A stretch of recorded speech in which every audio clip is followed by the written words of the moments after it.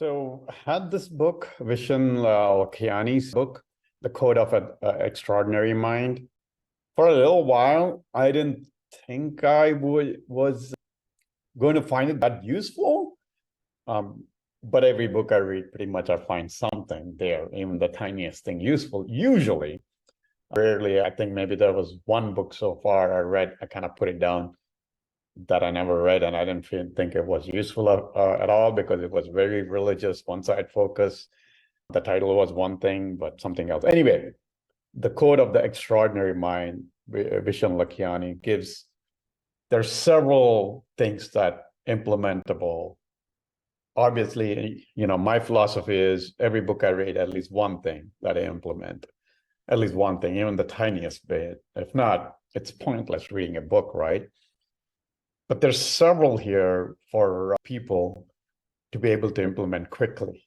One, I would say, anybody who's struggling about meditation and, meditating or talking to themselves about, I can't do meditation because of my monkey mind, all that stuff. I've done a couple of other recordings about meditation, the false narrative about meditation and what is meditation, so on and so forth. But Vishen has a great method, 6-step process method. I haven't tried it yet because I'm in a different state at where I am with my meditation now, where I am, I can get into very deep meditation pretty quickly. It's been about 6 years, according to the book, over 1,000 hours, you get into that next level. And I am, based on my hours I spend, I'm at the little bit over the next level, but still like talking about athletes, maybe a mid-level college average to below average level, but still high level athlete versus maybe, I don't know, the national player, whatever you're thinking about. But anyway, that's one 6-step process. The other one is the rules he talks about, which is the bullshit rules, right?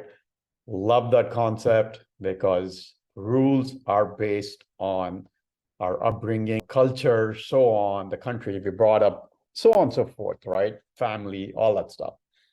And many of us, including me, get stuck thinking those are the way to live and build a model around the world. So one of the things he talks about is questioning that.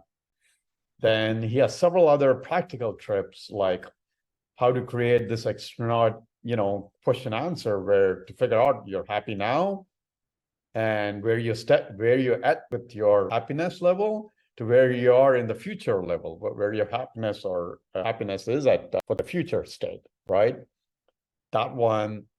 So anyway, what I can say is there's a lot of tips in it, a lot of practical methods. The main thing he talks about is in this book is how the rules we think about, if you break those rules and the different levels, and how to create that code of that extraordinary mind.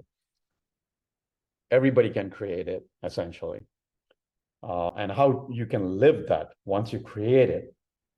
And then the meditation, you can, cause that, right? Law of attraction, whatever. Because it's all about law of attraction is I've shared it in other books and, like The Source, the book I, shared previously, The Source. It's basically science, not the woo-woo spirituality that we all think, or I used to think. 90% plus is science. And really, Nassim Harimi, again, I go back to him, he says spirituality is science that has been not, kind of explained yet, essentially.